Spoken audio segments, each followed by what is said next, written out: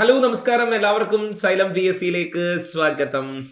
അപ്പോൾ ഇന്ന് നമ്മൾ കുറച്ച് മോഡൽ ക്വസ്റ്റ്യൻസ് ആയിട്ടാണ് ഞാൻ നിങ്ങളുടെ മുൻപിലോട്ട് വന്നിട്ടുള്ളത് കേട്ടോ. കുറച്ച് ചോദ്യങ്ങൾ നമുക്ക് എങ്ങനെ ചെയ്യാം, കുറച്ചൊരു ഫസ്റ്റ് അല്ലെങ്കിൽ ഒരു ഈസി മോഡ് ക്വസ്റ്റ്യൻസ് ആണ് നമ്മൾ ഇന്ന് ഡിസ്കസ് ചെയ്യാനായിട്ട് പോകുന്നത്. അതായത് സ്റ്റേറ്റ്മെന്റിന്റെ ഈസി മോഡ് ക്വസ്റ്റ്യൻസ് എങ്ങനെ വരാം, അതിനെ എങ്ങനെ നമുക്ക് ആൻസർ ചെയ്യാം, അതിൽ നിന്നും ഏറ്റവും അധികം ഫോക്കസ് ചെയ്യേണ്ട ഏരിയാസ് എന്തൊക്കെയാണ് എന്നുള്ള കാര്യങ്ങളായിരിക്കുന്നത് നിങ്ങൾക്ക് ഈ ഒരു വീഡിയോയിൽ നിന്നും കിട്ടുക. ഓക്കെ, അപ്പൊ എല്ലാവരും അതിന് വേണ്ടിയിട്ട് റെഡി ആവുക. നമ്മൾ കുറച്ച് ക്വസ്റ്റ്യൻസ് ആണ് ഡിസ്കസ് ചെയ്യുന്നത്. അപ്പോൾ ഈ ക്വസ്റ്റ്യൻ കേൾക്കുമ്പോൾ തന്നെ നിങ്ങൾക്ക് ഇതിനകത്തൊന്നും അറിയാവുന്ന കാര്യങ്ങളൊക്കെ എന്തെങ്കിലുമൊക്കെ ഉണ്ടെങ്കിൽ ഒന്ന് ഓർത്തെടുക്കാനായിട്ടൊക്കെ ശ്രമിക്കുക. ഓക്കെ, അപ്പൊ നമുക്ക് ഫസ്റ്റ് ക്വസ്റ്റ്യനിലേക്ക് പോകാം. Consider the following statement regarding the causes of the revolt of 1857. 1857 കലാപത്തിന്റെ കാരണങ്ങളിൽ ഉൾപ്പെട്ട കാര്യങ്ങൾ എന്തൊക്കെയുണ്ടെന്നാണ് പറയുന്നത്. ഓക്കെ, അപ്പൊ നോക്കിക്കേ. Denial of the adoption of the child by the childless kings. Okay, second statement, the British policy of looking down upon the Indian subject. Option statement 3, discrimination among English and Indian soldiers. Fourth statement, social reform and conversions to Christianity. 4 statement ആണ് ഇവിടെ തന്നിട്ടുള്ളത് അല്ലെ. Denial of the adoption of the child by the childless kings. അപ്പോ 1857 കലാപം അല്ലെങ്കിൽ 1857 revolt അല്ലെങ്കിൽ first war of Indian independence, ശിപായി mutiny എന്നൊക്കെ പറയുന്ന നമ്മളുടെ യുദ്ധത്തെ കുറിച്ചുള്ള ചോദ്യമാണ് ഇവിടെ ചോദിച്ചിട്ടുള്ളത് അല്ലെ. അപ്പൊ ഇതിനകത്ത് നമുക്കറിയാം 1857 കലാപം എന്ന ചാപ്റ്റർ നമ്മൾ പഠിക്കുമ്പോൾ, 1857 റിവോൾട്ട് എന്ന ചാപ്റ്റർ നമ്മൾ പഠിക്കുമ്പോൾ നമ്മൾ ഇതിനകത്തുനിന്ന് ഏറ്റവും അധികം ഫോക്കസ് ചെയ്ത് ഓർത്തിരിക്കേണ്ട പോയിന്റ്സ് എന്ന് പറയുന്നത് എന്തൊക്കെയുണ്ട്? ഫസ്റ്റ് നമ്മൾ പഠിക്കേണ്ടത് social conditions up to 1857 revolt. First നമ്മൾ ഇതിനകത്തുനിന്ന് നമ്മൾ ഈ ഒരു ചാപ്റ്ററിൽ നിന്ന് നമ്മൾ മനസ്സിലാക്കുന്ന ഒരു ഫസ്റ്റ് ചാപ്റ്റർ എന്ന നിലയിൽ നമ്മൾ 1857 റിവോൾട്ടിൽ പഠിക്കേണ്ട ഒരു സാധനമാണ് 1857 കലാപം വരെ ഉണ്ടായിരുന്ന സാമൂഹിക സാഹചര്യങ്ങൾ എന്നുള്ളത്. അതായത് ബ്രിട്ടീഷുകാർ, ഇവിടെ നമ്മൾ ഫോക്കസ് ചെയ്യേണ്ട പോയിന്റ്സ് എന്ന് പറയുന്നത്, ബ്രിട്ടീഷുകാർ ഇന്ത്യയിൽ ആധിപത്യം ഉറപ്പിച്ചു എന്ന് പറയുന്ന 1757 പ്ലാസി കലാപം മുതൽ 100 വർഷങ്ങൾക്ക് ശേഷം നടന്ന 1857 റിവോൾട്ട് വരെ ബ്രിട്ടീഷ് ഭരണവ്യവസ്ഥയുടെ ഗതി, അവരിവിടെ നടത്തിയിട്ടുള്ള ഭരണ പരിഷ്കാരങ്ങൾ, അഡ്മിനിസ്ട്രേറ്റീവ് റീഫോമുകൾ, ആധുനികവൽക്കരണം എന്ന് വേണ്ട ഇത്തരം കാര്യങ്ങൾ എന്തൊക്കെ ഉണ്ടായിട്ടുണ്ട് എന്നുള്ള ഒരു വിലയിരുത്തൽ 1857 റിവോൾട്ടിന്റെ കാര്യത്തിൽ നമുക്ക് പഠിക്കാവുന്നതാണ്. സെക്കൻഡ് ആണ് നമ്മൾ പഠിക്കുന്നത് 1857 റിവോൾട്ട് എന്താണ് എന്നത്. ഓക്കെ, 1857 റിവോൾട്ട് എന്താണ് എന്ന് വെച്ചാൽ അതിനകത്ത് നമുക്ക് ഡിസ്കസ് ചെയ്യാനായിട്ടുള്ളത് 1857 റിവോൾട്ട് എന്താണ് എന്ന ചാപ്റ്ററിൽ നമുക്ക് ഡിസ്കസ് ചെയ്യാനായിട്ടുള്ളത് പ്രധാനമായിട്ട് എന്തുണ്ട്? മേജർ സെന്റേഴ്സ് അല്ലെ, കലാപ കേന്ദ്രങ്ങൾ അല്ലെ, അവിടുത്തെ ലീഡേഴ്സ്. ഓക്കെ, അതേപോലെ തന്നെ ബ്രിട്ടീഷ് ഒഫീഷ്യൽസ് ആരൊക്കെ ഉണ്ടായിരുന്നു അല്ലെ, ബ്രിട്ടീഷ് ഒഫീഷ്യൽസ് ആയിരുന്നു. പിന്നീട് അതിൻ്റെ റീസൺസ്, ഇത്തരം കാര്യങ്ങളായിരിക്കും പിന്നീട് നമ്മൾ അതിനകത്ത് പ്രധാനമായിട്ടും പഠിക്കുന്ന കാര്യം എന്ന് പറയുന്നത് അല്ലെ. ഇനി നെക്സ്റ്റ് ഘട്ടം എന്ന് പറയുന്നത് റിസൾട്ട് ആണ് അല്ലെ. റിസൾട്ട് ഓഫ് 1857 റിവോൾട്ട് അല്ലെ, റിസൾട്ട് ഓഫ് 1857 റിവോൾട്ട് എന്നതാണ്. അതായത് എന്തെങ്കിലും അഡ്മിനിസ്ട്രേറ്റീവ് ചേഞ്ച് ഉണ്ടായിട്ടുണ്ടോ? നമുക്കറിയാം 1857 കലാപത്തിന് ശേഷം ഇന്ത്യയിൽ ഉണ്ടായ ഒരു അഡ്മിനിസ്ട്രേറ്റീവ് ചേഞ്ച് എന്ന് പറഞ്ഞാൽ നമുക്കറിയാം ഈസ്റ്റ് ഇന്ത്യ കമ്പനിയുടെ ഭരണം ഇല്ലാതാവുകയും അല്ലെങ്കിൽ ഈസ്റ്റ് ഇന്ത്യ കമ്പനിയെ പിൻവലിക്കുകയും ഭരണം ബ്രിട്ടീഷ് റാണിയുടെ കീഴിലാക്കുന്നതിനും വേണ്ടി British parliament government of India act 1858 അല്ലെ, ഗവൺമെന്റ് ഓഫ് ഇന്ത്യ ആക്ട് 1858 അല്ലെങ്കിൽ അതിനെ നമ്മൾ ക്വീൻസ് പ്രൊക്ലമേഷൻ എന്നൊക്കെ വിളിക്കും. ഓക്കെ, ക്വീൻസ് പ്രൊക്ലമേഷൻ ഡിക്ലെയർ ചെയ്തു എന്ന് നമുക്ക് അറിയാം. ഓക്കെ, അപ്പോ ഇതിനകത്ത് ഈ സെക്കൻഡ് ചാപ്റ്റർ എന്ന് പറയുന്ന 1857 മേജർ സെന്റേഴ്സ്, അവിടുത്തെ കോസസ്, ലീഡേഴ്സ്, ബ്രിട്ടീഷ് ഒഫീഷ്യൽസ്, അങ്ങനെയുള്ള കാര്യങ്ങൾ, അതിന്റെ ഇനി ഈ ഒരു മേഖലയിൽ തന്നെയാണ് ഇതിന്റെ സോഷ്യൽ കണ്ടീഷൻസ്, എക്കണോമിക്കൽ കണ്ടീഷൻസ് ഒക്കെ നമ്മൾ വിലയിരുത്തി വരുന്നത്. അതിനകത്തെ ഏറ്റവും പ്രധാനപ്പെട്ട ഒരു കാര്യമാണ് കോസസ് ഓഫ് വാർ. 1857 കലാപത്തിന്റെ കാരണങ്ങൾ എന്തൊക്കെ എന്നത്. ഫസ്റ്റ് സ്റ്റേറ്റ്മെന്റ് നോക്കിക്കേ, denial of the adoption of the child by the childless kings. അല്ലെ, കുട്ടികളില്ലാത്ത രാജാവ് കുട്ടികളെ ദത്തെടുക്കുന്ന സമ്പ്രദായത്തിന് തടസ്സം വരുത്തി എന്നാണ് പറഞ്ഞിരിക്കുന്നത്. First statement. ഒബ്വിയസ്ലി നിങ്ങൾക്കറിയാം ആ ഒരു അവസ്ഥയെ നമ്മൾ വിളിക്കുന്നത് എന്താണ്? 1857 കലാപവുമായി ബന്ധപ്പെട്ട് ഇതിനെ വിളിക്കുന്നത്, അതായത് 1848 അവതരിപ്പിച്ച ഡോക്ട്രിൻ ഓഫ് ലാപ്സ് അഥവാ ദത്തവകാശ നിരോധന നിയമപ്രകാരം എന്തായിരുന്നു? ഇന്ത്യയിലെ ആ രാജാക്കന്മാർ, അതായത് സ്വന്തമായി അല്ലെങ്കിൽ കുട്ടി അല്ലെ സ്വന്തമായ അനന്തരാവകാശി ഇല്ലാത്ത രാജാവ് മറ്റൊരു പ്രദേശത്ത് നിന്നും കുട്ടിയെ ദത്തെടുക്കുന്ന സമ്പ്രദായം ഇന്ത്യയിലെ രാജാക്കന്മാർക്കിടയിൽ, പ്രത്യേകിച്ച് ഹൈന്ദവ രാജാക്കന്മാർക്കിടയിൽ ഉണ്ടായിരുന്നു. ഇത്തരം രാജ്യങ്ങൾ ഇനി ദത്തുഭരണത്തിലേക്ക് പോകാതെ ബ്രിട്ടീഷ് ഈസ്റ്റ് ഇന്ത്യ കമ്പനിയുടെ ഭാഗമായി തീരുമെന്ന് പറയുന്ന നിയമമായിരുന്നു ഡോക്ട്രിൻ ഓഫ് ലാപ്സ്. അതിനെക്കുറിച്ച് പറഞ്ഞിരിക്കുന്ന ഒരു കാര്യമാണ്. ഒബ്വിയസ്ലി സ്റ്റേറ്റ്മെന്റ് 1 ഈസ് കറക്റ്റ് അല്ലെ. Denial of the adoption of the child by the childless kings എന്നാണ് പറഞ്ഞിരിക്കുന്നത്. ഓക്കെ, അപ്പോൾ ഇവിടെ ചോദിച്ചിരിക്കുന്നത് തന്നെ which of the statements given above is correct എന്ന് തന്നെയാണ് ചോദിച്ചിരിക്കുന്നത്. അത് നമുക്ക് കറക്റ്റ് സ്റ്റേറ്റ്മെന്റ് തന്നെയാണ് കണ്ടുപിടിക്കുന്നത്. അപ്പോൾ ഒന്നാമത്തത് കറക്റ്റ് തന്നെയാണ്. അപ്പോൾ ഇതിൽ ഓൺലി 1 ഉണ്ട്, ഓൺലി 2 ഉണ്ട്, 3 and 4 ഉണ്ട്, ഓൾ ഓഫ് ദീസ് ഉണ്ട് അല്ലെ. അപ്പൊ നമുക്ക് എന്തായാലും 1 മാത്രമാണ് എന്ന് പോലും കണ്ടുപിടിച്ചാൽ പോരാ, 2, 3, 4 ഒക്കെ ഉണ്ടോ എന്ന് നോക്കണം. ഓക്കെ, അപ്പോ നമുക്ക് സെക്കൻഡ് നോക്കാം. The British policy of looking down upon Indian subject. The British policy of looking down upon the Indian subject. എന്തായാലും അതൊരു കാരണമായിട്ട് തന്നെ നമുക്ക് എന്ത് ചെയ്യാം, നമുക്ക് ചൂണ്ടിക്കാണിക്കാം അല്ലെ.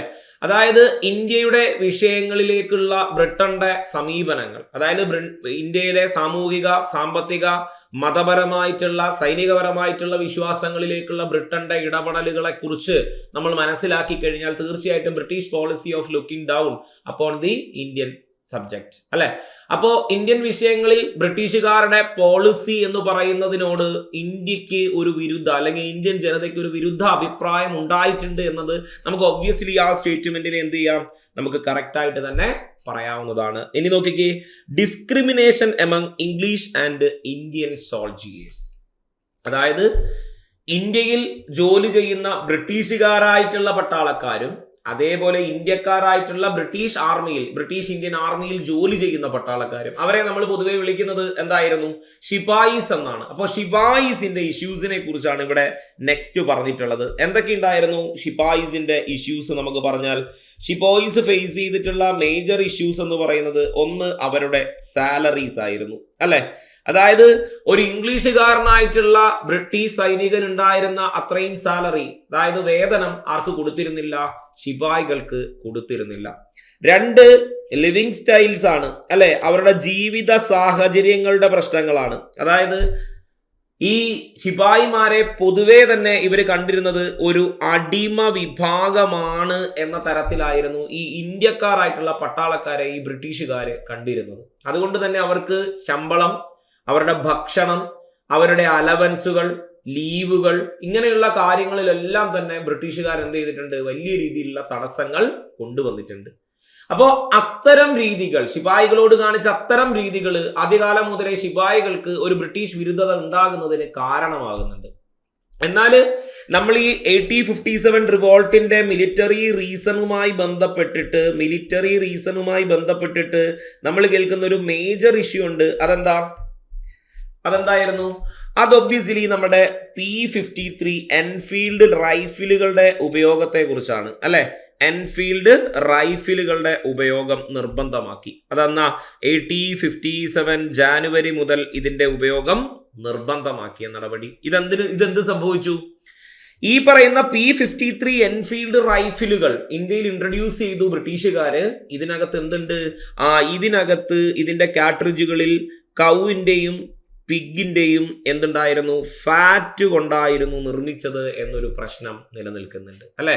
ഇപ്പോൾ കൗ എന്നത് ഹൈന്ദവരായിട്ടുള്ള ശിപായികൾക്കും പിഗ് എന്നുള്ളത് ഇസ്ലാമികരായിട്ടുള്ള ശിപായികളുടെയും മതവികാരത്തെ ഖണ്ഡിക്കുന്ന ഒരു ഘടകമായിരുന്നു അല്ലെ. അതിനെ എപ്പോഴും അതിനെ ബാധിക്കുന്ന ഒരു ഘടകമായിരുന്നു.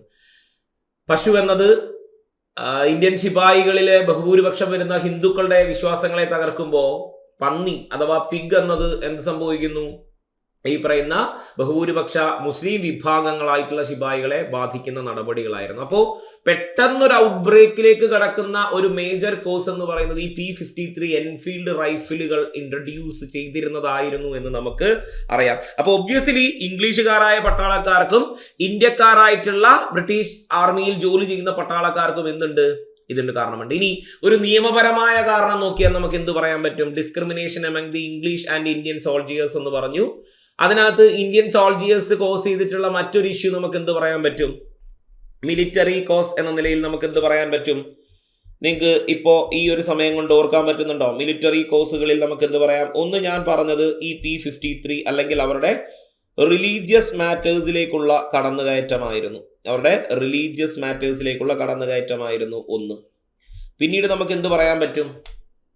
മിലിറ്ററി കോസ് നമുക്കറിയാം, ഇവർക്ക് കൊടുത്തിരുന്ന റൊട്ടിയില് ബോൺ പൗഡേഴ്സ് അല്ലെ, എല്ലുപൊടി കലർന്ന ഗോതമ്പ് ഉപയോഗിച്ചു എന്നത് അല്ലെ, എല്ലുപൊടി കലർന്ന ഗോതമ്പ് ഉപയോഗിച്ചിരുന്നു എന്നൊരു വാർത്ത ഈ ഒരു കാലയളവിൽ പടർന്നു പിടിച്ചതൊരു കാരണമായി നമുക്ക് കാണിക്കാവുന്നതാണ്. മിലിറ്ററി കോഴ്സാണ് നമ്മൾ പറയുന്നത്, T57 മിലിറ്ററി കോഴ്സാണ് നമ്മൾ പറയുന്നത്. ആ ഒരു കാരണം നമുക്ക് പറയാനായിട്ട് പറ്റും. പിന്നെയോ ഒരു നിയമപരമായ കാരണം നോക്കുകയാണെങ്കിൽ നമുക്കറിയാം 1856 ജനറൽ സർവീസ് എൻലിസ്റ്റ്മെന്റ് നിയമം അല്ലെ, general service enlistment law. Okay, enlistment law തീർച്ചയായിട്ടും എന്തുണ്ടാക്കിയിട്ടുണ്ട്? ഇന്ത്യൻ സൈനികരിൽ ഒരു അഭിപ്രായ ഭിന്നത ഉണ്ടാക്കുന്നതിന് കാരണമായിട്ടുണ്ട്. വേറെയും വേണമെങ്കിൽ പറയാം, ഔദ് സീസർ നടപടി, അതായത് അവധ് പിടിച്ചെടുത്ത നടപടി എന്ന് പറയുന്നതും ഇന്ത്യയിലെ ഒരു സൈനിക വിഭാഗത്തിന്, പ്രത്യേക സൈനിക വിഭാഗത്തിന് വളരെയധികം പ്രശ്നങ്ങൾ ഉണ്ടാക്കിയിട്ടുണ്ട്. Obviously statement 3 is right. ഇനി സോഷ്യൽ റീഫോംസ് ആൻഡ് കൺവേർഷൻ എന്നാണ് കേട്ടോ. ഇവിടെ എന്താണ്? Conversion. Okay, conversion to Christianity. Okay, social reform and conversion. Okay, conversion എന്നാണ്. കൺവേർഷൻ ടു ക്രിസ്ത്യാനിറ്റി എന്നത് എന്തായിരുന്നു? ഒരു കാരണമാണ്. അതായത് സാമൂഹിക പരിഷ്കരണവും അതേപോലെ തന്നെ ക്രിസ്ത്യൻ മതപരിവർത്തനവും ഇതിന്റെ ഒരു കാരണമായി പറയുന്നു എന്നതാണ്. ഒബ്വിയസ്ലി ഇതിന്റെ ഉത്തരം നമുക്ക് ഓൾ ഓഫ് ദീസ് എന്ന സ്റ്റേറ്റ്മെന്റിലേക്ക് പോകേണ്ടി വരും. അതായത് ഇതെല്ലാം തന്നെ എന്തായിരുന്നു? 1857 ഡോക്ട്രിൻ ഓഫ് ലാപ്സിന്റെ ഒരു കാരണമായി പറയാം. ഓക്കെ, അപ്പോ 1857 കലാപത്തിന്റെ റീസൺസ് നിങ്ങൾ പഠിക്കുമ്പോൾ അതിനകത്ത് ബൈ ലോ എന്തൊക്കെ ഉണ്ടായിരുന്നു, നിയമപരമായ കാരണങ്ങൾ എന്തൊക്കെയുണ്ട്, അതായത് ഇന്ത്യയിൽ നടപ്പിലാക്കിയ ഏതെങ്കിലുമൊക്കെ നിയമങ്ങൾ കുറെ എണ്ണമുണ്ട് നമുക്കറിയാം. ഡോക്ട്രിൻ ഓഫ് ലാപ്സ് ഉണ്ട്, അതുപോലെ തന്നെ പോസ്റ്റ് ഓഫീസ് ആക്ട് ഉണ്ട്, വിഡോ റീമാരേജ് ആക്ട് ഉണ്ട്, സതി അബോളിഷൻ ഉണ്ട് അല്ലെ, സബ്സിഡറി അലയൻസ് ഉണ്ട്, ഇങ്ങനെയുള്ള കുറേ അധികം നിയമങ്ങളുണ്ട്. അപ്പോൾ നിയമപരമായിട്ടുള്ള കാരണങ്ങൾ അറിയണം. പിന്നീട് നിങ്ങൾ എന്തറിഞ്ഞിരിക്കണം? സോഷ്യോ റിലീജിയസ് കോസസ് എന്തൊക്കെ ഉണ്ടായിരുന്നു എന്ന് മനസ്സിലാക്കണം. Socio religious causes. അടുത്തത് ഇക്കണോമിക്കൽ കോസസ് എന്തൊക്കെയുണ്ട്, സാമ്പത്തികപരമായ കാരണങ്ങൾ എന്തൊക്കെയുണ്ട് എന്നറിഞ്ഞിരിക്കണം. നെക്സ്റ്റ് തിങ് എന്താ ഓർക്കണം? അതേപോലെ തന്നെ administrative and political issues, administrative and political causes എന്ന തരത്തിൽ തന്നെ തരം തിരിച്ചു പഠിക്കാനായിട്ട് ശ്രമിക്കണം. ഓക്കെ, അപ്പോൾ നെക്സ്റ്റ് ചോദ്യത്തിലേക്ക് പോകാം. നോക്കി, അത് നമ്മുടെ 1857 റിവോൾട്ടുമായിട്ട് റിലേറ്റ് ചെയ്ത ചോദ്യം തന്നെയാണ് ചോദിച്ചിരിക്കുന്നത്. നോക്കൂ, ഫൈൻഡ് ദ കറക്റ്റ് സ്റ്റേറ്റ്മെന്റ് ആണ് ചോദിച്ചിരിക്കുന്നത്. ശരിയായ സ്റ്റേറ്റ്മെന്റ് ഏതാണെന്നാണ് ചോദിച്ചിരിക്കുന്നത്. നോക്കി, Wajid Ali Shah was deported to Calcutta during the first freedom struggle. ഇനി Nana Sahib was deported to Kanpur and Bahadur Shah second was deported to Delhi എന്നും പറഞ്ഞിരിക്കുന്നു. എന്താ ശരിയായ ഉത്തരം? ഒരു മിനിറ്റ് എല്ലാവരും ഒന്ന് ആലോചിച്ച് നോക്കിയേ, പെട്ടെന്ന് ഒരു 8 സെക്കൻഡ് സമയം. എന്താണ് ഉത്തരങ്ങൾ? കിട്ടുന്നവരപ്പം തന്നെ കമന്റ് ചെയ്തു പോവുക. എന്താണ്? യെസ്. അപ്പൊ നോക്കിക്കേ, നമുക്ക് നോക്കാം. ഇതെന്ന് പറഞ്ഞു കഴിഞ്ഞാല് ഓരോ മേഖലയിലെയും കലാപവും അതുമായി ബന്ധപ്പെട്ട റിസൾട്ടിൽ നിന്നും വരുന്ന ഭാഗം. അപ്പൊ വാജിദ് അലി ഷാ എന്ന് പറയുന്ന ഭരണാധികാരി ഏത് സ്റ്റേറ്റുമായിട്ട് അല്ലെങ്കിൽ ഏത് പ്രിൻസിലി സ്റ്റേറ്റുമായി റിലേറ്റ് ചെയ്ത ആളാണ്? ഇദ്ദേഹം ഒബ്വിയസ്ലി അവധ് സ്റ്റേറ്റുമായി ബന്ധപ്പെട്ട ആളാണ് അല്ലെ.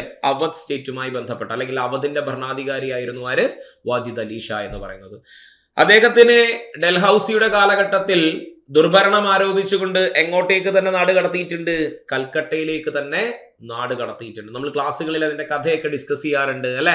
അപ്പോ Wajid Ali Shah was deported to Calcutta during the first freedom struggle, അല്ലെങ്കിൽ 1850s റിവോൾട്ട് എന്നുള്ളത് കറക്റ്റ് സ്റ്റേറ്റ്മെന്റ് ആണ്. ഇനി Nana Sahib was deported to Kanpur എന്ന് പറഞ്ഞിരിക്കുന്നു. ഓക്കെ, അതായത് ഓർക്കുക, നാനാ സാഹിബ് എന്ന് പറയുന്നത് ബാജിറാവു രണ്ടാമൻ എന്ന ഭരണാധികാരിയുടെ അഡോപ്റ്റഡ് സൺ ആയിരുന്നു. ഈ ബാജിറാവു രണ്ടാമൻ മരണത്തെ തുടർന്ന് നാനാ സാഹിബ് എന്ന ഡോണ്ടു പന്ത്, ഓക്കെ, നാനാ സാഹിബിന്റെ യഥാർത്ഥ പേരാണെന്ത്? ഡോണ്ടു പന്ത്. ഡോണ്ടു പന്ത് അധികാരത്തിൽ വന്നു. പക്ഷേ അദ്ദേഹത്തിന് അനുവദിച്ചിരുന്ന പെൻഷൻ ബ്രിട്ടീഷുകാർ എന്ത് ചെയ്തു? ഡിനേ ചെയ്തു, തടഞ്ഞു വെച്ചു. ഇതായിരുന്നു കലാപത്തിന്റെ കാരണം. നാനാ സാഹിബ് കലാപം നയിക്കുന്നതിനുള്ള കാരണം. അദ്ദേഹം കലാപം നയിച്ചിരുന്നത് എവിടെയായിരുന്നു എന്ന് ചോദിച്ചാൽ അത് കാൺപൂരാണ്. പക്ഷേ നാനാ സാഹിബിനെ എങ്ങോട്ടേക്കാണ് ഡീപ്പോർട്ട് ചെയ്തതെന്ന് ചോദിച്ചാൽ ഒരിക്കലും എവിടെയല്ല, കാൺപൂരല്ല. അദ്ദേഹത്തെ ഡീപ്പോർട്ട് ചെയ്തത് എവിടേക്കായിരുന്നു? അദ്ദേഹത്തെ ഡീപ്പോർട്ട് ചെയ്തത് നേപ്പാളിലേക്കായിരുന്നു. ഓക്കെ, അദ്ദേഹത്തെ എങ്ങോട്ടേക്ക് ഡിപ്പോർട്ട് ചെയ്തു? നേപ്പാളിലേക്ക്. പക്ഷേ നാനാ സാഹിബ് എവിടെയാണ് ലീഡ് ചെയ്തത്? റിവോൾട്ട് എവിടെയാണ് ലീഡ് ചെയ്തത് എന്ന് ചോദിച്ചാൽ നമുക്ക് എവിടെ പറയാമായിരുന്നു? കാൺപൂര് പറയാമായിരുന്നു. ഇനി തേർഡ് സ്റ്റേറ്റ്മെന്റ്, അപ്പോൾ എന്തായാലും ഇത് തെറ്റാണ്. Next, Bahadur Shah second was deported to Delhi. Okay, Bahadur Shah second എവിടത്തെയാണ്? ഡൽഹിയിൽ കലാപം നയിച്ച, അല്ലെങ്കിൽ ദ ലാസ്റ്റ് മുഗൾ റൂളർ എന്ന് പറയുന്നയാളാണ് ആര്? ബഹദൂർ ഷാ രണ്ടാമൻ. 1857 കലാപത്തെ തുടർന്ന് അദ്ദേഹത്തെ ഡൽഹിയിലേക്കല്ല ഡീപ്പോർട്ട് ചെയ്തത്. അദ്ദേഹത്തെ എങ്ങോട്ടേക്കാണ്? റങ്കൂണിലേക്കായിരുന്നു അദ്ദേഹത്തെ ഡീപ്പോർട്ട് ചെയ്തിട്ടുണ്ടായിരുന്നത്. അദ്ദേഹത്തെ റങ്കൂണിലേക്കായിരുന്നു ഡീപ്പോർട്ട് ചെയ്തത്, എങ്ങോട്ടേക്കല്ല, ഡൽഹിയിലല്ല. പക്ഷേ ബഹദൂർ ഷാ സെക്കൻഡ് അല്ലെങ്കിൽ Bahadur Shah Zafar lead the revolt in Delhi. Okay, ഡൽഹിയിൽ കലാപത്തിന് നേതൃത്വം നൽകിയ വിപ്ലവകാരി അല്ലെങ്കിൽ കലാപകാരി ആയിരുന്നു ആര്? ബഹദൂർ ഷാ രണ്ടാമൻ അല്ലെങ്കിൽ Bahadur Shah Zafar. He was the last Mughal ruler അല്ലെ. അദ്ദേഹത്തെ എങ്ങോട്ടേക്ക് നാട് കടത്തി? റങ്കൂണിലേക്കാണ് നാട് കടത്തിയത്. ഒബ്വിയസ്ലി ഈ സ്റ്റേറ്റ്മെന്റും തെറ്റാണ്. അപ്പോൾ ഇതിൽ നമുക്ക് ചോദിച്ചിരിക്കുന്നത് കറക്റ്റ് സ്റ്റേറ്റ്മെന്റ് ആയതുകൊണ്ട് തന്നെ option A 1 only is the right answer അല്ലെ. ഓപ്ഷൻ എ ആണ് ശരിയായ ഉത്തരം എന്ന് പറയുന്നത്. ഓക്കെ, കിട്ടിയോ? അപ്പോൾ ഇത് ചോദിച്ചിരിക്കുന്നത് മിക്കപ്പോഴും നമ്മുടെ പരീക്ഷകളിൽ ചോദിക്കുന്ന ഒരു ചോദ്യമാണ്. കലാപകേന്ദ്രം, അതേപോലെ തന്നെ അവിടുത്തെ നേതൃത്വം എന്ന് പറയുന്നത്. ഓക്കെ, കലാപകേന്ദ്രം അതുപോലെ നേതൃത്വം, അല്ലെങ്കിൽ right centre and leaders. Okay, and leaders എന്ന് പറയുന്ന ഭാഗം. അപ്പോൾ നിരവധി കലാപ കേന്ദ്രങ്ങളുണ്ട്. അതായത് നമുക്ക് പറഞ്ഞാൽ ബീഹാർ ഉണ്ട്. നമുക്ക് പറയാവുന്ന പ്രധാനപ്പെട്ട കുറേയധികം കലാപ കേന്ദ്രങ്ങളിൽ ഒന്ന് ബീഹാർ, അല്ലെങ്കിൽ നമ്മൾ ആര എന്ന് പറയും. ഓക്കെ, പിന്നെ ലക്നൗ ഉണ്ട്. ബീഗം അസ്രത്ത് മഹൽ നേതൃത്വം നൽകിയ ലക്നൗ ഉണ്ട്. അതേപോലെ തന്നെ കാൺപൂരുണ്ട്, ഡൽഹി ഉണ്ട്, ഝാൻസി ഉണ്ട് അല്ലേ. അതേപോലെ തന്നെ മധുരയുണ്ട്, ഫൈസാബാദ് ഉണ്ട് അല്ലെ.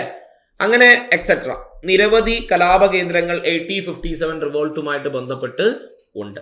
ഓക്കെ, അപ്പോ ആദ്യത്തെ ചോദ്യത്തിൽ നമ്മൾ നിയമങ്ങളും അതിന്റെ കാരണങ്ങളും ഒക്കെ ആയിരുന്നു പറഞ്ഞത് എന്നുണ്ടെങ്കിൽ, കാരണം ഈ സമയത്ത് ഇപ്പോ ഇതിൽ തന്നെ major centres, leaders, British officials എന്നൊക്കെ പറയുന്നുണ്ട്. മേജർ സെന്റേഴ്സിൽ നമ്മളിപ്പോ ഇതുമായി ബന്ധപ്പെട്ട കുറച്ച് നിയമങ്ങൾ പഠിക്കാം എന്ന് ഞാൻ ഇവിടെ പറഞ്ഞിരുന്നു അല്ലെ.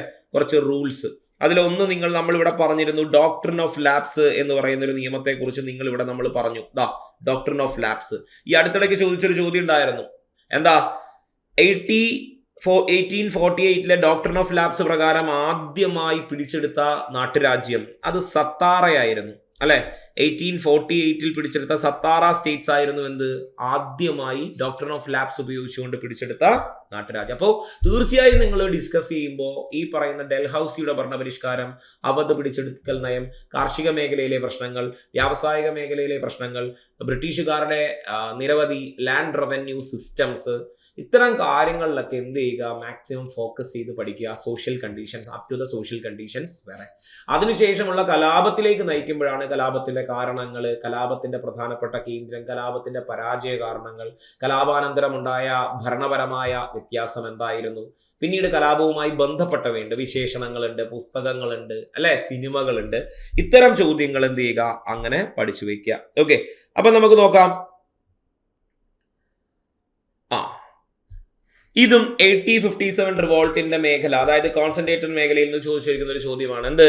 Correct statement and statements on the reasons for the failure of the first freedom struggle. ഒന്നാം സ്വാതന്ത്ര്യ സമരത്തിന്റെ പരാജയ കാരണങ്ങളിൽ ഉൾപ്പെട്ട എന്തൊക്കെയെന്നാണ് ചോദിച്ചിരിക്കുന്നത്. നോക്കിക്കേ, the richest princely States in India supported the east India company എന്ന് പറഞ്ഞിരിക്കുന്നു. ഇന്ത്യയിലെ സമ്പന്ന നാട്ടുരാജ്യങ്ങൾ ഈസ്റ്റ് ഇന്ത്യ കമ്പനിയെ അനുകൂലിച്ചിരുന്നു എന്നാണ് പറഞ്ഞിരിക്കുന്നത്. Second statement, lack of weaponry among Indian insurgents. Indian കലാപകാരികളിലെ ആയുധ ലഭ്യത കുറവ് എന്നാണ് പറഞ്ഞിരിക്കുന്നത്. Third statement, English educated people were in favour of the company. അതായത് ഇന്ത്യയിലെ ഇംഗ്ലീഷ് വിദ്യാഭ്യാസം നേടിയ ആൾക്കാരുടെ സമീപനം എന്ന് പറയുന്നത് ഈസ്റ്റ് ഇന്ത്യ കമ്പനിക്ക് അനുകൂലമായ നിലപാടുകളിലേക്ക് വന്നു.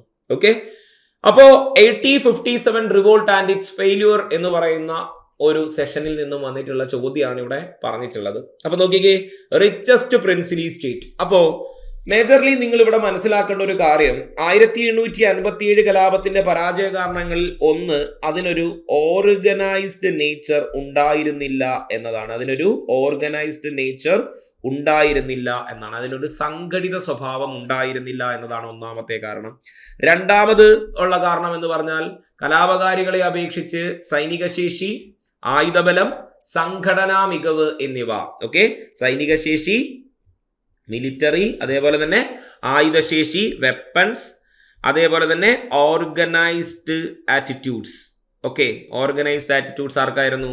ഈസ്റ്റ് ഇന്ത്യ കമ്പനിക്കായിരുന്നു ഉണ്ടായിരുന്നത്. 3, നമുക്കറിയാം, ഇന്ത്യയിലെ എല്ലാ വിഭാഗങ്ങളും, okay, not supported all categories of India. ഇന്ത്യയിലെ എല്ലാ വിഭാഗങ്ങളും എന്ത് ചെയ്തില്ല? ഈ 1857 കലാപത്തെ പിന്തുണച്ചിരുന്നില്ല. അതിന്റെ ഒന്നാമത്തെ കാറ്റഗറി ആയിരുന്നു ആര്?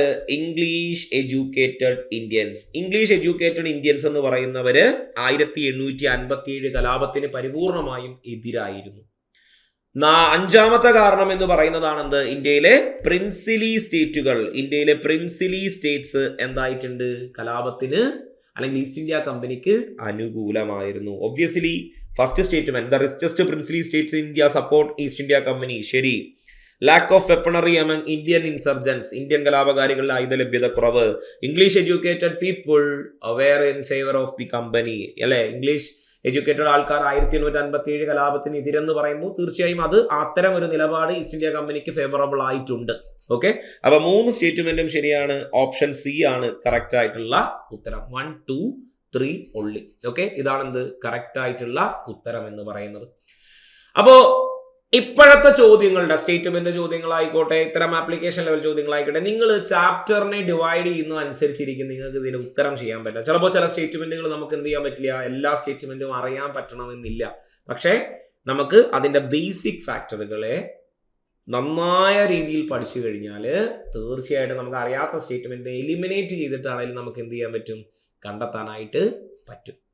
അപ്പോൾ ഒബ്വിയസ്ലി നിങ്ങൾ ഓർത്തിരിക്കുക, ആ ഒരു പാറ്റേണിലേക്ക് ആപ്ലിക്കേഷൻ ലെവൽ ചോദ്യങ്ങൾ പഠിച്ചെടുക്കാനായി ശ്രമിക്കുക. ഓക്കെ, അപ്പൊ നമുക്ക് അടുത്തൊരു ചോദ്യം നോക്കാം. ചോദ്യം ഇതാണ്. Consider the following statements. The first session of INC was held under the presidency of WC Banerjee. Okay, Indian National കോൺഗ്രസിന്റെ ആദ്യത്തെ സമ്മേളനം നടക്കുന്നത് WC ബാനർജിയുടെ അധ്യക്ഷതയിലായിരുന്നു. 2, Lord Dufferin was the viceroy of British India at the time of first session of the Congress. Indian National കോൺഗ്രസിന്റെ ആദ്യ സമ്മേളന സമയത്ത് ഇന്ത്യയുടെ വൈസ്രോയി ആയിരുന്നത് ലോർഡ് ഡഫറിൻ ആയിരുന്നു എന്നാണ് പറഞ്ഞിരിക്കുന്നത്. അടുത്തത്, George Yule was the first English man to become the president of Indian National Congress. Indian National കോൺഗ്രസിന്റെ പ്രസിഡന്റ് ആകുന്ന ആദ്യത്തെ ഇംഗ്ലീഷുകാരൻ എന്ന് പറയുന്നത് ജോർജ് യൂൾ ആയിരുന്നു എന്നുമാണ് പറഞ്ഞിരിക്കുന്നത്. ഓക്കെ, വളരെ സിമ്പിൾ ആയിട്ടുള്ള സ്റ്റേറ്റ്മെന്റ് ആണ്, വലിയൊരു പാടുള്ള സ്റ്റേറ്റ്മെന്റ് ഒന്നും അല്ല. അപ്പൊ ഇവിടെ എന്തൊക്കെയാണ്? ഇവിടെ എന്തായാലും first session of INC was held under the presidency of WC Banerjee. Indian National കോൺഗ്രസിന്റെ ആദ്യ സമ്മേളനം എന്ന് 1885 എവിടെ? ബോംബെയിലെ തേജ്പാൽ സംസ്കൃത കോളേജിൽ വെച്ചിട്ടാണ്. Tejpal Sanskrit college. Okay, Tejpal Sanskrit കോളേജിൽ വെച്ചിട്ടാണ് ആദ്യ യോഗം നടക്കുന്നത്. ഈ യോഗം വിളിച്ചുകൂട്ടാൻ മുൻകൈ എടുക്കുന്ന ഒരു മുൻ ബ്രിട്ടീഷ് ഇംഗ്ലീഷ് ഉദ്യോഗസ്ഥനായിരുന്നു A.O. ഹ്യൂം. അദ്ദേഹമായിരുന്നു ഈ സമ്മേളനത്തിന്റെ സെക്രട്ടറി എങ്കിൽ ഇതിന്റെ പ്രസിഡന്റ് ആയിരുന്നയാള് എന്ന് പറയുന്നത് WC ബാനർജി തന്നെയായിരുന്നു. Second, Lord Dufferin was the viceroy of British India at the time of first session of Indian National Congress. ശരിയാണ്, ഇന്ത്യൻ നാഷണൽ കോൺഗ്രസിന്റെ രൂപീകരണ സമയത്തെ ഇന്ത്യയുടെ വൈസ്രോയി ആയിരുന്നത് ലോർഡ് ഡഫറിൻ തന്നെയായിരുന്നു. Next, George Yule was the first English man to become the president of Indian National Congress എന്ന് പറഞ്ഞിരിക്കുന്നു. ഓക്കെ, തീർച്ചയായും ശരിയാണ്. 1888 സമ്മേളനത്തിലാണ് ജോർജ് യൂൾ അധ്യക്ഷനായി വരുന്നത്. അങ്ങനെ 1888 ജോർജ് യൂൾ അധ്യക്ഷനാകുന്ന ഈ സമ്മേളനത്തിൽ ആദ്യമായി, അല്ലെങ്കിൽ ഇന്ത്യൻ നാഷണൽ കോൺഗ്രസിന്റെ ആദ്യത്തെ പ്രസിഡന്റ് ആകുന്ന ഇംഗ്ലീഷുകാരൻ എന്ന് പറയുന്നത് ജോർജ് യൂൾ ആണ്. രണ്ടാമത്തേതെന്ന് പറഞ്ഞാൽ തൊട്ടടുത്ത വർഷമാണ് രണ്ടാമത്തെ ഇംഗ്ലീഷുകാരൻ വരുന്നത്. 1889 രണ്ടാമത്തെ ഇംഗ്ലീഷുകാരൻ വരുന്നത്. അദ്ദേഹത്തിന്റെ പേര് വില്യം വെഡർബേൺ എന്നായിരുന്നു, അല്ലെ? അത് കഴിഞ്ഞാൽ പിന്നെ വരുന്നത് നമ്മുടെ 1894 വന്ന ആരായിരുന്നു? ആൽഫ്രഡ് വെബ് ആയിരുന്നു. ആൽഫ്രഡ് വെബ് ആണെന്ത് പിന്നീട് വരുന്ന ഇംഗ്ലീഷുകാരൻ എന്ന് പറയുന്നത്. മൂന്നാമത്തെ ഇംഗ്ലീഷുകാരൻ, ഇന്ത്യൻ നാഷണൽ കോൺഗ്രസിന്റെ പ്രസിഡന്റ് ആകുന്ന മൂന്നാമത്തെ ഇംഗ്ലീഷുകാരനായി വരുന്നത് 1894 വന്ന ആൽഫ്രഡ് വെബ് ആയിരുന്നു. ഓക്കെ, കിട്ടിയോ? ഓക്കെ, അപ്പൊ നോക്കൂ. അപ്പോ ഇവിടെ നമുക്ക് ഈ സ്റ്റേറ്റ്മെന്റിൽ നമുക്ക് മനസ്സിലാവുന്നത് ഓപ്ഷൻ സി അല്ലെ കറക്റ്റ് ആയിട്ടുള്ള സ്റ്റേറ്റ്മെന്റ് ആണ് മേളിൽ ചോദിച്ചിരിക്കുന്നത്. Obviously option C. Okay, how many of the statement given above is or are correct എന്നാണ് ചോദിച്ചിരിക്കുന്നത്. ഓൾ 3 ആർ കറക്റ്റ് എന്ന് നമുക്ക് മനസ്സിലായി. അപ്പോ ഇന്ത്യൻ നാഷണൽ കോൺഗ്രസ് എന്ന അധ്യായത്തിൽ എന്തൊക്കെ കാര്യങ്ങൾ സാറേ നോക്കണം എന്ന് ചോദിച്ചു കഴിഞ്ഞാൽ, ഒന്ന്, അതിന്റെ ഫോർമേഷൻ എന്നത് നമുക്ക് വളരെ ഇമ്പോർട്ടൻ്റ് ആണ്. ഇന്ത്യൻ നാഷണൽ കോൺഗ്രസിന്റെ രൂപീകരണം. ഈ രൂപീകരണത്തിനകത്ത് നിങ്ങൾക്ക് എന്തൊക്കെ സബ്ബായി പഠിക്കണമെന്ന് ചോദിച്ചാൽ അതിന്റെ aim. 2, Indian attitudes. Okay, Indian ജനതയുടെ മാറ്റത്തിന്റെ കാരണങ്ങൾ, അല്ലെ? പിന്നീട് നമുക്ക് പറയാവുന്നത് അതുമായി ബന്ധപ്പെട്ട തിയറി എന്തെങ്കിലും ഉണ്ടോ? എന്താണ് നാഷണൽ മൂവ്മെന്റ്,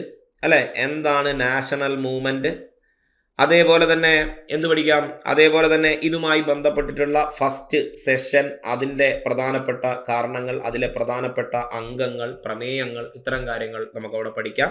പിന്നീട് നമുക്ക് പഠിക്കുന്നത് മോഡറേറ്റ് ഫേസിന്റെ സ്പെഷ്യാലിറ്റികളാണ്. ഇതിന്റെ സെക്കൻഡ് പാർട്ടിലാണ് നമ്മൾ മേജർ INC സെഷൻസ് ഇതിലേക്ക് വരുന്നത്. ഇതിന്റെ സെക്കൻഡ് ചാപ്റ്റർ ആയിട്ടാണ്. അപ്പോൾ എയിമിനകത്ത് നമുക്ക് കൂടുതൽ ആപ്ലിക്കേഷൻ ലെവൽ ചോദ്യങ്ങൾ വരാനായിട്ടുള്ള സാധ്യതകൾ ഉണ്ട്. അപ്പൊ പഠനം എന്ന് പറയുന്ന സാധനം നിങ്ങൾ എപ്പോഴും എന്ത് ചെയ്യുക? ഇത്തരം പാറ്റേണലൈസ് ചെയ്യുക, ചാപ്റ്ററുകളെ ഡിവൈഡ് ചെയ്യുക, അത്തരം കാര്യങ്ങൾ നമ്മൾ പഠിച്ചു എന്ന് ഉറപ്പുവരുത്തുക എന്നത് നിങ്ങളുടെ ജോലി തന്നെയാണ്. എന്തായാലും ഇത്തരം സ്റ്റേറ്റ്മെന്റ് ചോദ്യങ്ങൾ എന്നത് മാത്രമല്ല, ശരിക്കും പറഞ്ഞാൽ ഇതൊരു വലിയ ഹയർ ലെവൽ ഒന്നുമല്ല, ഇതൊരു മീഡിയം ലെവൽ ചോദ്യമാണ് ഞാൻ തന്നിട്ടുള്ളത്. നമുക്ക് ഇനി നെക്സ്റ്റ് സെഷൻ തൊട്ട് ഞാൻ കുറച്ചുകൂടെ ഹയർ ലെവൽ ക്വസ്റ്റ്യൻസ് കൂടി ഡിസ്കസ് ചെയ്ത് തുടങ്ങും. അതിന്റെ റിലേറ്റഡ് ഫാക്ട്സ് കൂടി നമ്മൾ ഡിസ്കസ് ചെയ്ത് പോകും. അപ്പോൾ അത്തരം കേൾക്കുമ്പോൾ നിങ്ങൾ എന്ത് ചെയ്യുക? ഇങ്ങനെയുള്ള ചോദ്യങ്ങളെ ഫേസ് ചെയ്ത് പഠിക്കാനുള്ള ഒരു ടൈം കൂടി ഈ ഒരു സമയത്ത് നിങ്ങൾ കണ്ടെത്താനായി ശ്രമിക്കുക. അപ്പൊ നമുക്ക് ഒരു ചോദ്യം കൂടി നോക്കാം. നമ്മുടെ തന്നെ അധ്യായത്തിൽ വന്നിട്ടുള്ള ഗാന്ധിയൻ കാലഘട്ടത്തിലെ ഒരു ചോദ്യമാണ്. എന്താ? As A result of the Champaran Satyagraha the British granted 25% compensation. Mohanlal Pandya is leader who related with Kheda Satyagraha. Gandhi was the first president of the Ahmedabad Mill Labourers Association എന്നാണ് പറഞ്ഞിരിക്കുന്നത്. ഓക്കെ, അപ്പോ ചമ്പാരൻ സത്യാഗ്രഹം എന്ന് പറഞ്ഞാൽ ഗാന്ധിജിയുടെ ഇന്ത്യയിലെ ആദ്യത്തെ സത്യാഗ്രഹമാണെന്നും, അല്ലെ, ഇന്ത്യയിലെ നീലം കർഷകരുടെ പ്രശ്നവുമായി ബന്ധപ്പെട്ട അവിടെ ബ്രിട്ടീഷുകാർ നടപ്പിലാക്കിയ ഒരു ഭൂപരിഷ്കരണ സമ്പ്രദായമായിരുന്നു അവിടുത്തെ കാരണം. അതിന്റെ പേര് നിങ്ങൾക്ക് അറിയാമായിരിക്കും, അല്ലെ? അതുമായി ബന്ധപ്പെട്ടാണ് ഗാന്ധി ഇവിടെ വരുന്നത്. രാജ്കുമാർ ശുക്ല എന്ന് പറയുന്ന ഒരു പ്രാദേശിക നേതാവിന്റെ നേതാവ് അറിയിച്ചതിനെ തുടർന്നാണ് ഗാന്ധിജി ഇവിടേക്ക് എത്തുന്നത് അല്ലെ. ഇവിടെ വന്ന് ഈ ഇംഗ്ലീഷുകാരുമായൊക്കെ ചർച്ച നൽകി അവരെന്ത് ചെയ്യുന്നുണ്ട്, 25% കോമ്പൻസേഷൻ ആർക്ക് കൊടുക്കുന്നുണ്ട്, ഈ പറയുന്ന അന്നത്തെ കർഷകർക്ക് കൊടുക്കുന്നുണ്ട്. അവരുടെ കയ്യിൽ നിന്നും അനധികൃതമായി പിരിച്ചിരുന്ന തുകകളിലെ 25% കോമ്പൻസേഷൻ ഡിക്ലെയർ ചെയ്തിരുന്നു. നെക്സ്റ്റ്, മോഹൻലാൽ പാണ്ഡ്യ എന്ന് പറയുന്ന ആള് എന്തുമായി ബന്ധപ്പെട്ടത് തന്നെയാണ്, ഖേദ സത്യാഗ്രഹവുമായി ബന്ധപ്പെട്ടതാണ്. അതായത് ഇന്ത്യൻ നാഷണൽ മൂവ്മെന്റിന്റെ ചരിത്രത്തിൽ ഡംഗ്ലി ചോർ എന്ന് വിളിക്കപ്പെടുന്ന അല്ലെങ്കിൽ ഉള്ളിക്കള്ളൻ എന്നറിയപ്പെടുന്നയാളാണ് ആര്, മോഹൻലാൽ പാണ്ഡ്യ എന്ന് പറയുന്നത്. തീർച്ചയായും ഇദ്ദേഹം എന്തുമായി ബന്ധപ്പെട്ടിട്ടുണ്ട്, ഖേദ സത്യാഗ്രഹവുമായി ബന്ധപ്പെട്ടിട്ടുണ്ട്. ക്ലാസ്സിൽ നമ്മൾ അതിന്റെ കഥയൊക്കെ പറയാറുണ്ട്. അപ്പോൾ Gandhi was the first president of Ahmedabad mill labours association എന്ന് പറയുന്നത് ഒബ്വിയസ്ലി തെറ്റാണ്. അതാരായിരുന്നു, അനസൂയ സാരാഭായി ആയിരുന്നു. ഓക്കെ, അനസൂയ സാരാഭായി ആയിരുന്നു. ഓക്കെ, അനസൂയ സാരാഭായി ആയിരുന്നു. അഹമ്മദാബാദ്, അതായത് ഗാന്ധിജിയുടെ ആദ്യകാല സമരങ്ങളിൽ ഒന്നായ അഹമ്മദാബാദ് മിൽ സമരവുമായി ബന്ധപ്പെട്ട് നിന്നിരുന്നൊരു സംഘടനയാണ് അഹമ്മദാബാദ് മിൽ ലേബേഴ്സ് അസോസിയേഷൻ. അഹമ്മദാബാദിലെ മിൽ തൊഴിലാളികളുടെ ക്ഷേമ പ്രവർത്തനങ്ങളായിരുന്നു ഇതിന്റെ പ്രധാനപ്പെട്ട ലക്ഷ്യം. അതിന്റെ പ്രഥമ പ്രസിഡന്റ് ആയിരുന്നത് അനസൂയ സാരാഭായി ആണ്, ഒരിക്കലും ആരല്ല, ഗാന്ധിജി അല്ല. അപ്പോ ഇവിടുത്തെ ഉത്തരം എന്ന് പറയുന്നത് ഓപ്ഷൻ സി 1 and 2 ഒള്ളിയാണ് അല്ലെ. കറക്റ്റ് സ്റ്റേറ്റ്മെന്റ് ആണ് ചോദിച്ചിട്ടുള്ളത്. അപ്പൊ കറക്റ്റ് സ്റ്റേറ്റ്മെന്റ് ചോദിച്ചതിലേക്ക് 2 എണ്ണമാണ് ഇതിനകത്ത് കറക്റ്റ് ആയിട്ടുള്ളത്, തേർഡ് തെറ്റുമായിരുന്നു. അപ്പോ ഗാന്ധിയൻ കാലഘട്ടം എന്ന് പറയുന്ന ഭാഗം, അപ്പൊ ഗാന്ധിയൻ കാലഘട്ടം എന്ന് പറയുന്ന ഭാഗം എന്ന് പറയുമ്പോൾ ഗാന്ധിജിയെ കുറിച്ച് നമ്മൾ, അല്ലെങ്കിൽ ഗാന്ധിജി ആൻഡ് ഫ്രീഡം മൂവ്മെന്റ് എന്ന് പറയുമ്പോൾ നമുക്ക് ഓർക്കാനുള്ളത് 1915 ഗാന്ധിജിയുടെ റിട്ടേണിനെ കുറിച്ച് നമുക്ക് മനസ്സിലാക്കേണ്ടതായിട്ടുണ്ട്. ഇവിടെ വന്ന് പങ്കെടുത്ത ആദ്യത്തെ പൊതുപരിപാടി 1916 ബനാറസ് സർവകലാശാല ഏർലി സ്ട്രഗിൾസ് അല്ലെ, ചമ്പാരൻ, അഹമ്മദാബാദ് ഖേദ സത്യാഗ്രഹ. പിന്നെ 1919 എന്ന വർഷത്തിന്റെ പ്രത്യേകതകൾ, 1920 അദ്ദേഹത്തിന്റെ ഫസ്റ്റ് ദേശീയതല പ്രക്ഷോഭം, അത് അവസാനിക്കാൻ കാരണമായ ചൗരി ചൗര സംഭവം. പിന്നീട് നമ്മൾ ഇവിടെ കേൾക്കുന്ന സാധനമാണ് സ്വരാജ് പാർട്ടി രൂപീകരണം, ഇങ്ങനെയുള്ളത്. പിന്നീട് കേൾക്കുന്നതാണ് സൈമൺ കമ്മീഷൻ അല്ലെ. അതിനുശേഷം ഗാന്ധിജിയുടെ രണ്ടാമത്തെ ദേശീയതല പ്രക്ഷോഭമായ സിവിൽ നിയമലംഘന പ്രസ്ഥാനം. ഇതേ കാലയളവിൽ തന്നെ വരുന്ന റൗണ്ട് ടേബിൾ കോൺഫറൻസ്, 1930 മുതൽ 32 വരെ വരുന്ന റൗണ്ട് ടേബിൾ കോൺഫറൻസുകൾ. പിന്നീട് ഗാന്ധിജിയുടെ ഹരിജൻ മൂവ്മെന്റുകളെ കുറിച്ച് നമുക്ക് പഠിക്കേണ്ടതായിട്ടുണ്ട്.